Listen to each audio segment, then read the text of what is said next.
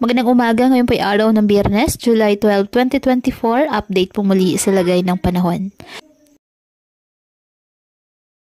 Ayon sa pag-aasa, southwest monsoon nakaka-apekto na ngayon sa western section ng Southern Luzon, Visayas at Mindanao.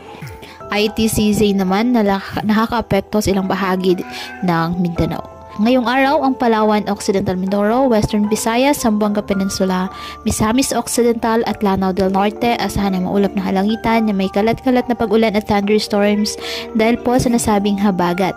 Ang BRMM, Sac-Sargent at Davao Occidental apektado naman ng ITCZ, kaya asahan din po ang maulap na halangitan na may kalat-kalat na pag-ulan at thunderstorms. Ang Metro Manila ang nalalabing bahagi ng Mimaropa, Batangas, Cavite, at Laguna, bahagyang maulap hanggang sa maulap na halangitan with isolated rain showers or thunderstorms dahil po sa southwest monsoon.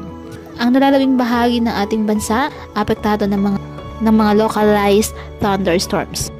Samantalang may mga cloud cluster po na minomonitor sa labas ng Philippine Area of Responsibility sa may bandang silangan ng Mindanao, ayon sa pag-asa na kung saan patuloy po na minomonitor ang magiging development po ng mga nasabing cloud cluster. Kung tuluyan po ba itong magiging isang ganap na low pressure area.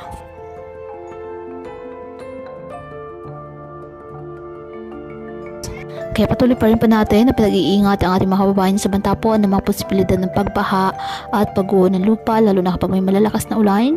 At ugaliin po na magdala palagi ng payong o kahit anong panangga sa ulan sa tuwing lalabas po ng ating mga tahanan. At yan po muna ang update sa lagay ng panahon ngayong araw.